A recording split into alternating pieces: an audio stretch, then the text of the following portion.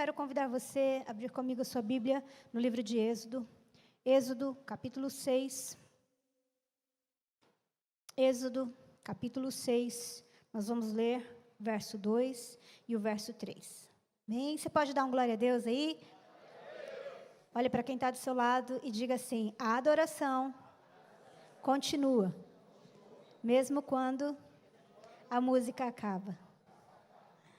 Glória a Deus. Êxodo, capítulo 6, versículo 2 e 3. Encontrou aí? Glória a Deus. Falou mais Deus a Moisés e lhe disse: eu sou o Senhor. Apareci a Abraão, a Isaque e a Jacó como Deus Todo-Poderoso, mas pelo meu nome, o Senhor, não lhes fui conhecido. Somente até aqui. Você quer que o Senhor fale com você nessa manhã? Eu tenho certeza que sim. Você saiu da sua casa e deseja ouvir o Senhor falar. Mas nós vamos orar. Eu quero que você feche os seus olhos e peça para o Espírito Santo falar ao seu coração, como só Ele pode fazer. Pai, nós estamos nessa casa por Tua causa. Senhor, nós nos reunimos em Teu nome. E o nosso desejo, Pai, a nossa necessidade é ter uma revelação de quem o Senhor é. O nosso desejo nessa manhã é que o Senhor fale ao nosso coração como só o Senhor pode fazer. Eu quero, na autoridade que há no nome de Jesus, declarar que a nossa mente está ativa, que o nosso coração, Senhor, está disposto, nossa mente está alerta. Eu quero declarar que o nosso coração está como terra boa, desejoso de receber o Senhor. Pai, eu quero declarar nessa manhã que toda ação das trevas, toda intenção do inferno caia por terra agora em nome de Jesus. Mas eu quero declarar, Senhor, que nós vamos receber uma porção nessa manhã que vai gerar a transformação que nós precisamos. Pai, mudança de mente, mudança de nível nessa manhã, que nós possamos receber uma palavra, Pai, vinda do alto, que o Senhor fale aos nossos corações mais do que aos nossos ouvidos, fale ao nosso espírito mais do que às nossas emoções, e que essa palavra nos leve a entender os Teus princípios e a Tua verdade, no nome de Jesus. Amém? Glória a Deus. Querido, você sabe que esse texto ele é um texto que sempre me intrigou muito. Afinal de contas, nós estamos vendo Deus tendo um tempo com Moisés, se apresentando a Moisés. E Deus faz uma declaração muito interessante aqui. Ele fala para Moisés assim: olha, eu sou o Senhor. E ele diz assim, eu apareci a Abraão, a Isaque e a Jacó. Então assim, nós sabemos que Abraão é o pai da fé. Nós sabemos que ele viveu coisas extraordinárias em Deus. Nós sabemos que Deus é um Deus de aliança e que ele estabeleceu uma aliança com Abraão, Isaque e Jacó. Mas Deus vem dizer aqui, eu apareci para eles, mas pelo meu nome, o Senhor, eu não fui conhecido. Pensa que a revelação de Deus, ela é gradativa. A revelação de quem Deus não é uma coisa que acontecia para uma pessoa e não vai acontecer para nós da noite para o dia, porque Deus é extremamente grande. Eu acho muito interessante a maneira com que o Senhor ele se apresenta para o corpo, para a igreja de maneira geral, ainda hoje. Que, você já percebeu? Tem gente que tem uma pregação acerca da graça de Deus. E aquela pessoa fala sobre a graça, e você fala, não, é isso. Aí você vai ouvir uma outra pessoa, aí essa pessoa vai falar sobre o Espírito Santo. Aí você fala, uau, ela vai falar sobre o poder de Deus. Você fala, é isso. A grande verdade é que é isso, mas também é isso. O nosso Deus é tão grande, que às vezes nós achamos que nós compreendemos tudo, mas nós ainda não compreendemos. E era assim também no Antigo Testamento, o Senhor ele se revelava de uma maneira gradativa. E é por isso que nós temos os nomes de Deus no Antigo Testamento. Nós vemos lá Deus se apresentando a Agar como El-Roi, aquele que vê. E como que ela percebe que esse é El-Roi, aquele que vê? Porque em um momento ela estava numa situação de angústia, achando que o seu filho iria morrer. E então o Senhor fala com ela e ela fala, ele me viu. Cada revelação do nome de Deus demonstrava um atributo da parte de Deus. Então, quando Deus ele vem se revelar para Moisés, ele revela o nome O Senhor. E O Senhor aqui significa Jeová. A revelação que Deus tinha dado para Abraão era El Shaddai, o Deus Todo-Poderoso. Aquele que a tradução correta do nome El Shaddai significa assim: se não tiver, eu crio para você. Você já imaginou? Pois eu preciso te dizer que você serve um Deus que diz para você nessa manhã: se não tiver, eu crio para você. Essa é uma das características do nosso Deus. Agora veja, isso vai acontecendo de uma maneira gradativa, e então nós vemos no Antigo Testamento o Senhor se revelando como Jeová Nissi, o Senhor que é a nossa bandeira, Jeová Shammah, Jeová Rafá, aquele que cura, e todos esses nomes. Mas acontece que o Senhor escolheu uma outra maneira para apresentar a nós todos os seus atributos, para se revelar a nós. E essa maneira de Deus se revelar a nós, querido, está na pessoa de Jesus. O Senhor, Ele, então, tem um plano, e esse plano é enviar Jesus e encerrar em Jesus todos os atributos, toda a grandeza, todos os nomes que haviam no Antigo Testamento para cada atributo da parte de Deus. Agora eles estão em Jesus. João capítulo 1, versículo 14, abra lá comigo, diz assim, João capítulo 1, versículo 14, diz assim: e o Verbo se fez carne e habitou entre nós, cheio de quê? De graça e verdade, e vimos a sua glória, glória como unigênito do Pai. Sabe, em Cristo habita totalmente toda a glória do Pai.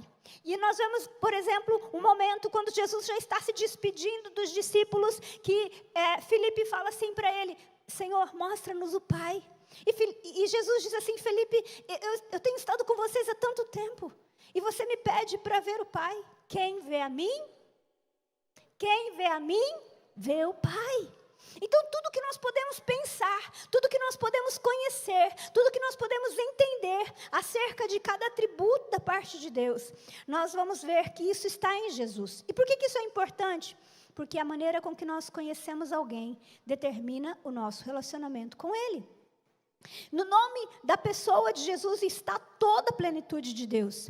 Agora, Jesus então ele vem revelar o Pai, mas junto com a revelação do Pai, ele tem uma outra coisa. Ele revela um reino. Jesus ele não vem trazer apenas a revelação de Deus como Pai, porque isso aconteceu no Antigo Testamento. Então Moisés vem e fala: quem me mandou? O eu sou, Jeová me mandou. Mas Jesus, ele vem fazer mais do que isso. Além de apresentar o Pai, a pregação de Jesus é: o reino dos céus é chegado até vocês. O reino de Deus é chegado até vocês. Então, nós vemos que além de nós termos uma revelação de que todos os atributos de Deus se encerram na pessoa de Jesus, convergem em Jesus, nós vemos que esse Jesus também vem trazer uma nova mensagem, que é a mensagem de que é chegado para nós o reino dos céus. Agora veja, todo reino, para ser um reino, ele tem que ter um rei e um povo. E na visão que nós temos daqui de Jesus, nós vamos perceber que Deus escolheu Jesus para ser o nosso rei. Então, não apenas Jesus apresenta Deus como Pai, mas Ele traz para nós esse entendimento de que agora vem um reino para nós e que Ele mesmo se torna esse rei. Apocalipse, a palavra de Deus diz para nós, Apocalipse 19:16, que na sua coxa está escrito: Rei dos Reis e Senhor dos Senhores. Querido, eu e você servimos a Jesus, nós temos um rei nesse reino, e esse rei, ele é o Rei dos Reis e Senhor dos Senhores. Você pode dar um glória a Deus? Agora veja, Jesus não veio inaugurar um reino desta terra. Ainda em Apocalipse, eu quero convidar você a abrir comigo, Apocalipse capítulo 5, versículo 10. Apocalipse capítulo 5, versículo 10. Olha o que ele diz: para o nosso Deus, os constituístes reinos e sacerdotes, e reinarão sobre toda a terra. Olha que coisa interessante. O versículo 9 diz assim, ó. E entoavam um novo cântico, dizendo, digno és de tomar o livro, de abrir os selos, porque foste morto, e com o teu sangue compraste para Deus os que procedem de toda a tribo, língua, povo e nação. E para o nosso Deus os constituíste reino e sacerdotes. Então, quando nós vemos aqui, nós vamos perceber que o Senhor, Ele nos constituiu reis e sacerdotes que vão reinar por toda a terra. Agora, veja, o reino que Jesus veio estabelecer não é um reino que vai ser para este tempo, que vai acontecer politicamente. Os discípulos não entenderam isso. Se você ler lá no livro de Atos, no capítulo 1 ainda, quando Jesus está se despedindo dos discípulos, eles perguntam ali, depois da morte, depois da ressurreição de Jesus, os discípulos perguntam assim, Senhor, quando o Senhor vai restabelecer? Será esse tempo que o Senhor vai restabelecer o reino a Israel? Os discípulos ainda achavam que Jesus ia vir trazer um reino que tirasse a nação de Israel de sob o jugo dos romanos. Agora, Jesus, lá, quando ele está com Pilatos, ele diz para ele assim, ó, o meu reino não é desse mundo. Agora, você precisa entender algo. O reino de Deus, que está representado na pessoa de Jesus, ele é um reino eterno. Ele é eterno. E ele é espiritual. Agora, embora ele seja eterno, muita gente acha que por ele ser eterno, ele vai começar depois da eternidade, depois que a gente morrer. É como se, né, a pessoa vai morrer, daí vai vir um pó de pirlim-pim-pim sobre ela, né? E aí depois daquele momento ela vai viver o melhor de Deus. Enquanto ela está aqui na terra, como diz o pastor Marcos, é só sofrimento. E aí depois, quando a senha dela é chegada, aí ela vai viver, porque lá no reino de Deus, lá no reino dos céus, lá não tem tristeza. Sabia disso? Que no reino de Deus não tem tristeza? Sabia que no reino de Deus não tem medo? Sabia que no reino de Deus não tem depressão? Sabia disso? Mas eu preciso dizer algo para você. Esse reino já começou. Você não precisa esperar a eternidade para começar a viver o que existe nesse reino. Sabe por quê? Porque além desse reino ser eterno, esse reino é um reino espiritual. E porque ele é espiritual, querido, nós muitas vezes não vamos ver.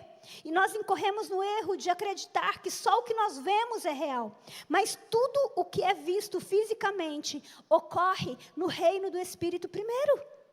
Repete comigo, tudo o que acontece no reino natural foi gerado no reino do Espírito primeiro.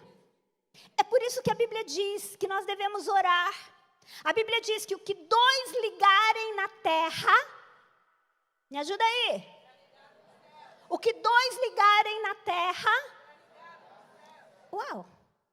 Então, quando eu ligo algo aqui na terra, isso é ligado no céu.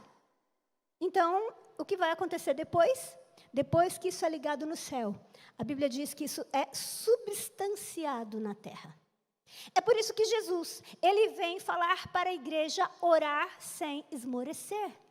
É por isso que lá no livro de Lucas, quando Jesus vai contar uma parábola sobre oração, Lucas ele faz questão de dizer que nós devemos orar sem desanimar. Porque quando você gera algo no reino do Espírito, você está substanciando o reino de Deus aqui na terra. Jesus ele fazia isso, nós vemos isso na vida dele de uma maneira muito clara. Quando nós falamos aí na semana passada, né, sobre o Salmo 116, versículo 15, quando diz que os céus são céus do Senhor, mas a terra ele deu-a aos filhos dos homens. Meu irmão, então o que acontece é que o reino físico, ele é reflexo daquilo que está acontecendo no reino do Espírito. Se nós trazemos as coisas espirituais do céu para a terra, é isso que nós vamos viver. Então, aonde você está plantado, você e eu podemos trazer o céu para esse lugar. E por mais que nós sejamos tentados a olhar apenas para o que é físico, existe um reino espiritual que substancia as coisas aqui na terra. E isso é viver no padrão de Deus. Quando a gente olha para Jesus, isso é muito nítido. Essa foi a sua maneira de viver. Humanamente falando. Uma pessoa cega de nascença pode voltar a enxergar? Sim ou não? humanamente falando. Dentro das leis humanas, uma pessoa que nasceu cega pode voltar a enxergar? Mas para o padrão de Deus ela pode. Se a nossa vida está apenas no que nós podemos ver, Bartimeu estaria cego até hoje. O gadareno estaria possesso até hoje. A mulher do fluxo de sangue teria morrido da sua enfermidade. Bartimeu não estaria cego até hoje, porque ele já teria morrido, claro. Mas ele teria ficado cego todos os dias da sua vida. Olhando para os padrões humanos, queridos. Mas acontece que quando nós olhamos para Jesus, nós vamos ver Jesus, lá em Mateus capítulo 14, versículo 22, Jesus andando sobre as águas. Nós vamos ver Jesus rompendo com as leis naturais. Nós vamos ver que Jesus, ele mostra que o seu poder está acima da lei da matéria, está acima da lei da gravidade, está acima da lei da física. Então, quando um cego nessa terra encontra com o céu, que estava na pessoa de Jesus, a cegueira tem que sair, porque o reino de Deus é implantado. Todo o poder que há no céu, todo o poder que há no nome do Pai, agora está no Filho. E o Filho, quando avança, o cego enxerga, a doença tem que ir embora, o gadareno fica curado, ele anda sobre as águas, o pão é multiplicado, porque o reino de Deus, ele suplanta todas as coisas que nós podemos ver no âmbito natural. Jesus acalmou a tempestade. E então os discípulos ficaram assombrados, dizendo: quem é esse que até o vento e o mar lhe obedecem? E essa é a característica do nosso rei. Agora, algo muito interessante que nós precisamos entender. Jesus, ele tem então sobre si o nome que está acima de todo nome. Filipenses capítulo 2, eu vou pedir para projetar para nós, Filipenses capítulo 2.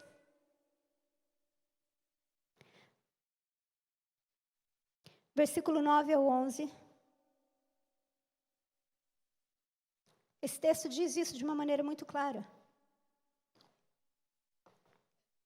Vamos ler o versículo 8 também.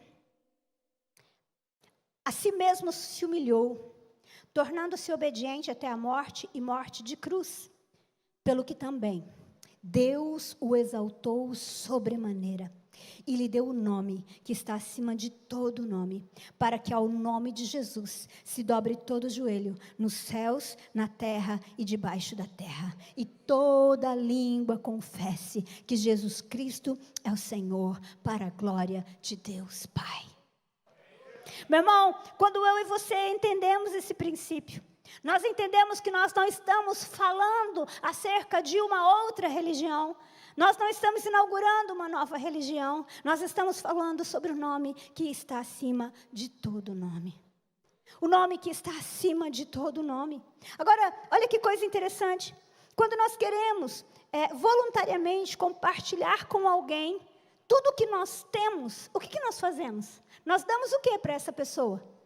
O nosso nome. Não é isso? Quando você tem um filho, para dizer que aquela pessoa, ela tem tudo daquilo que você tem, você dá para ela o quê? O seu nome. Quando um homem se casa com uma mulher, que ele faz uma aliança com ela, qual é uma das características que faz com que essa pessoa participe de tudo que ele tem? Ele dá para ela o seu nome. Eu preciso dizer algo para você. Jesus não apenas encerrou em si mesmo todo o poder que estava no nome do Pai.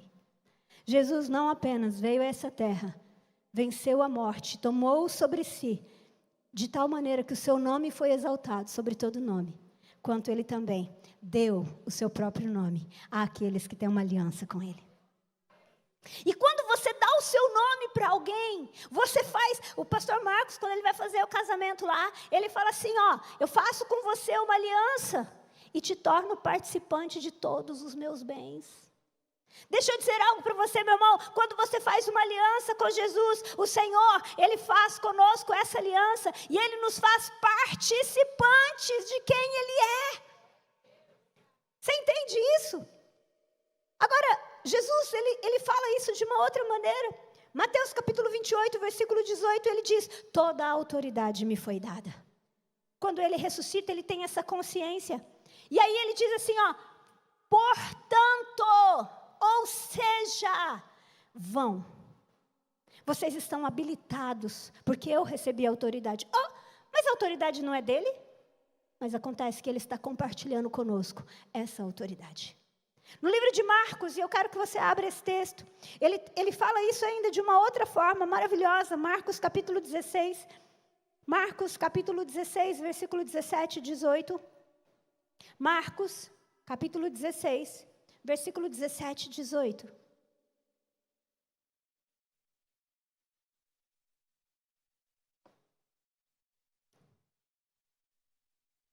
Vamos ler juntos? Mesmo que você leia na sua versão ou no telão.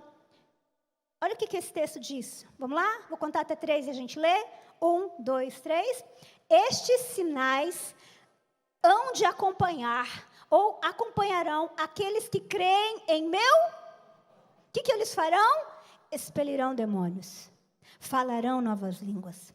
Pegarão em serpentes, e se alguma coisa mortífera beberem, não lhes fará mal. Se impuserem as mãos sobre os enfermos, eles ficarão.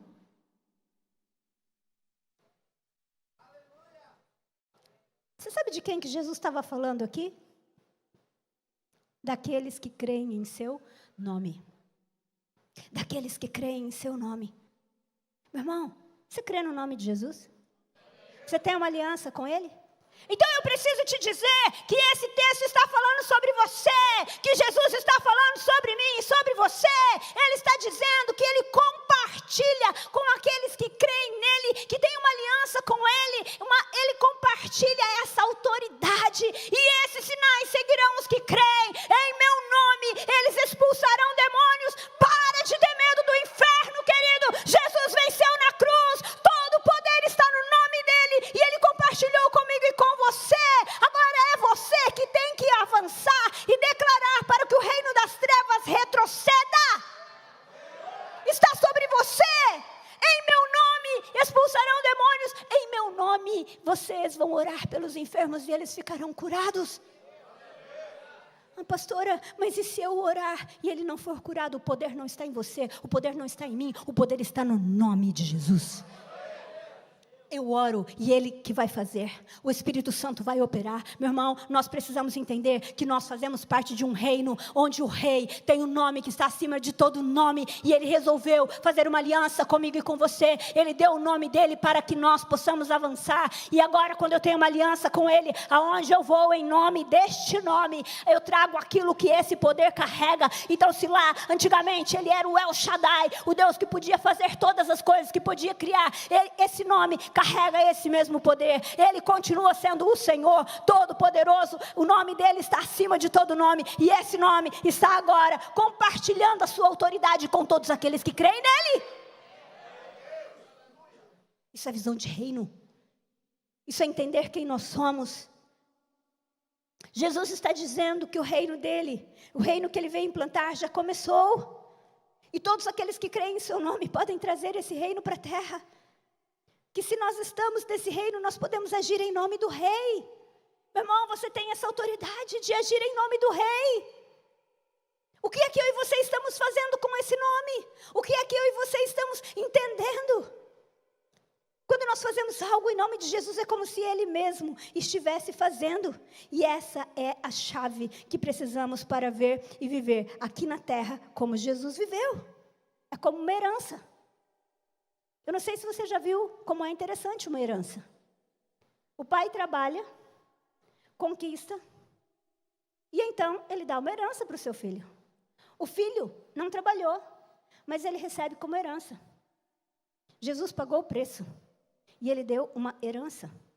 E agora, se nós estamos em Cristo, nós somos herdeiros de Deus e co-herdeiros com Cristo. É uma herança, não é por mérito. Mas Satanás, ele trabalha de uma maneira, o pastor Marcos estava orando hoje aqui, para que olhos fossem abertos. Queridos, uma das coisas que o diabo faz é colocar culpa, autocomiseração, uma visão de baixa autoestima, de não merecimento. E eu preciso contar uma coisa para você. Você acha que você não merece isso? Sim ou não? Você acha que você não merece? Porque se você achar que você não merece, você tem razão, porque você não merece. Eu também não. Mas o nome disso é graça. É um favor que eu não mereço, mas Ele resolveu dar. E agora eu tenho duas opções: ou eu olho para mim, e eu olho para as minhas limitações, ou eu olho para Ele. Ou eu olho para aquilo que Ele conquistou na cruz do Calvário. Ou eu falo em nome dEle. Eu não falo em causa própria, eu falo em nome dEle. João capítulo 14, perdão. João capítulo 14. João capítulo 14.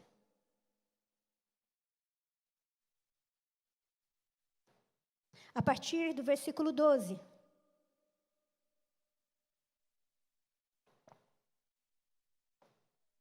João 14, 12.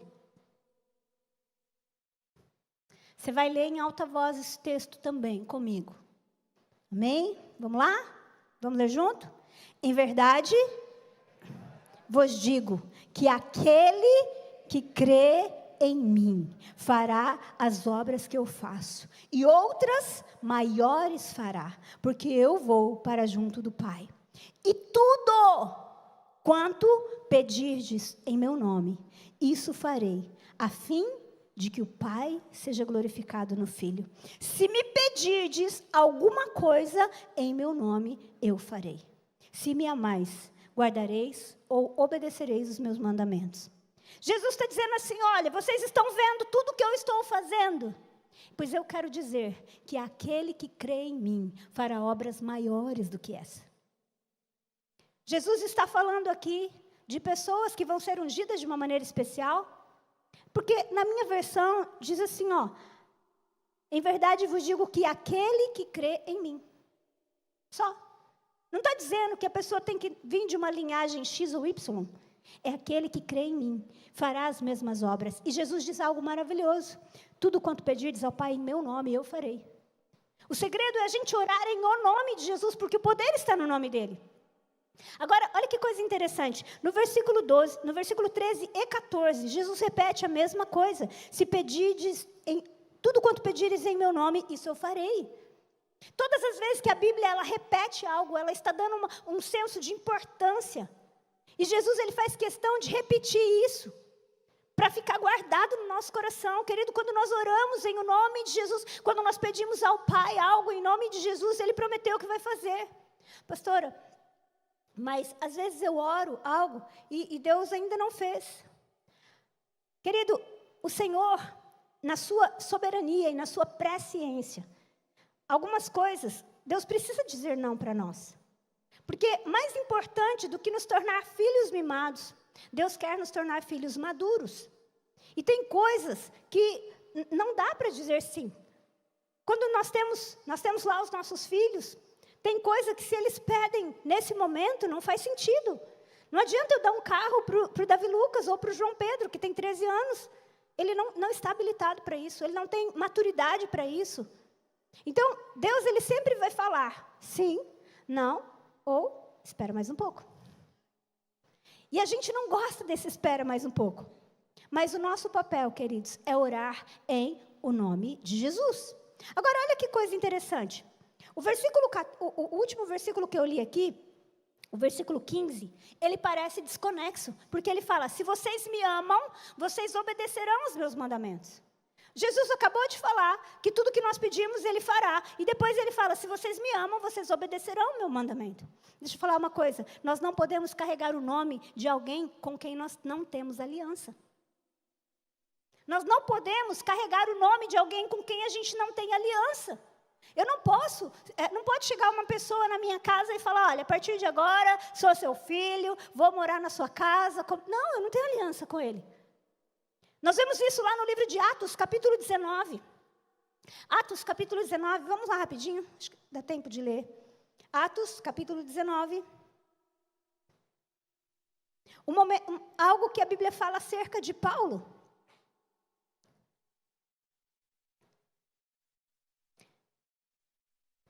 Nós vamos ler lá no versículo 11. E Deus, pelas mãos de Paulo, fazia milagres extraordinários, a ponto de levarem aos enfermos lenços e aventais do seu uso pessoal, diante dos quais as enfermidades fugiam das suas vítimas e os espíritos malignos se retiravam. E alguns judeus, exorcistas ambulantes, tentaram invocar o nome do Senhor Jesus sobre possessos de espíritos malignos, dizendo: esconjuro-vos por Jesus, a quem Paulo prega. Os que faziam isso eram 7 filhos de um judeu chamado Seva, sumo sacerdote. Mas o espírito maligno lhe respondeu: conheço a Jesus e sei quem é Paulo, mas vocês quem são? E o possesso do espírito maligno saltou sobre eles, subjugando a todos, e de tal modo prevaleceu contra eles, que desnudos e feridos fugiram daquela casa. Queridos, o nome de Jesus não é algo mágico. Poxa, Jesus falou que se eu orar em nome dele, mas nós precisamos entender algo. Todas essas promessas, elas nos alcançam quando nós temos uma aliança com o Senhor. Nós precisamos ter uma aliança com Ele, porque é isso que faz com que a gente carregue esse nome. Não há como a gente usufruir da autoridade que vem do nome de Jesus se nós não nos submetermos a Ele, se nós não obedecermos os seus mandamentos. Nós precisamos entender que todo esse poder, ele vem sobre nós com um objetivo. Nós somos portadores de boas notícias. Nós somos portadores de boas notícias. Está acontecendo uma tempestade na sua vida? Pois eu quero dizer para você que o objetivo dessa tempestade é para que você, como embaixador de Cristo, como alguém que carrega dentro de você, como alguém que tem uma aliança com o Senhor, possa declarar que vai haver paz. As coisas estão confusas, eu quero declarar. Sabe, nós precisamos entender que existem coisas que nós oramos, mas existem coisas que nós não oramos. Existem coisas que nós declaramos. Sabia disso? Quando você vai orar por uma enfermidade, você não ora pela enfermidade. Você dá uma ordem para que aquela enfermidade seque. Está entendendo? Por quê? Porque o poder está no nome de Jesus, Ele já levou sobre Ele todas as nossas dores. A cura dEle, a cura que emana da cruz, já está sobre o nome dEle. Então, você pode orar por aquela enfermidade. Querido, você não vai orar e falar: Deus, em nome de Jesus, tira essa dor de cabeça. Não, você vai declarar. Por quê? Porque você já carrega isso com você. O poder está no nome de Jesus. Então, você vai orar você não vai orar pela enfermidade. Você vai falar: em nome de Jesus, essa enfermidade vai secar agora. Ela vai bater em retirada agora. Estava falando essa semana com uma pessoa, e eu estava dizendo para ele que todas as vezes que nós vamos pregar, ou nós somos provados antes pela palavra que nós vamos pregar, ou nós somos provados depois. É muito interessante. E essa semana aconteceu algo muito interessante, porque assim, eu particularmente sou uma pessoa saudável, gente, graças a Deus. E dor de cabeça é uma coisa que eu não tenho. E Deus, já na semana passada, já sabia que eu ia falar sobre isso. E de segunda para terça, eu acordei com uma dor de cabeça insuportável. Parecia que meu olho ia sair. E aí, eu acordei de madrugada, assim, tive que tomar um remédio 2 horas da manhã. E aí, na quarta-feira, de novo. Mas algo insuportável. E eu comecei a entender. E sabe o que eu fiz? Eu dei uma ordem. Eu falei: eu não aceito isso. Dor de cabeça. Você vai bater em retirada, em o nome de Jesus. Tem coisa que você tem que dar ordem. Áreas da sua vida, onde Satanás, você vê uma ação das trevas, você tem que dar uma ordem. E ele vai sair, porque o poder está no nome de Jesus. Meu irmão, eu e você somos portadores de boas novas. Aonde você chega, se o negócio está confuso, se tem enfermidade, você vai chegar trazendo uma boa notícia, porque o meu rei, o seu rei, já venceu todas essas coisas na cruz. Todo o poder está no nome dele, e por causa disso, eu e você podemos orar e declarar as mesmas coisas que Jesus fez aqui na terra. Eu não sei como você chegou aqui nessa manhã, eu não sei como está a sua vida, mas querido, está na hora da gente parar de achar que algumas coisas estão, está tudo certo. É da vontade de Deus mesmo que eu sofra, é da vontade de Deus mesmo que eu fique assim. Meu irmão, ora em o nome de Jesus. Ele compartilhou, ele falou para nós: tudo quanto pedirdes em meu nome, eu farei. Coloca a sua confiança no nome dele, não em você, não em mim, não nas circunstâncias. É um reino espiritual, mas quando eu oro, eu substancio essas coisas aqui na terra. Satanás vem trazer medo no nosso coração, porque o medo escraviza. O medo escraviza. Medo do futuro. E como vai ser? Talvez você tenha medo de perder o emprego. Talvez você tenha medo que alguma porta se feche. Sabe, deixa eu dizer uma coisa para você. Jesus continua alcançando pessoas em lugares inalcançáveis. Essa semana eu gravei com duas pessoas que tiveram um quadro de depressão a ponto de tentar suicídio. Uma delas não chegou a executar, mas sabe o que aconteceu? Jesus alcançou essas pessoas e tirou elas de lugares aonde parecia impossível tirar.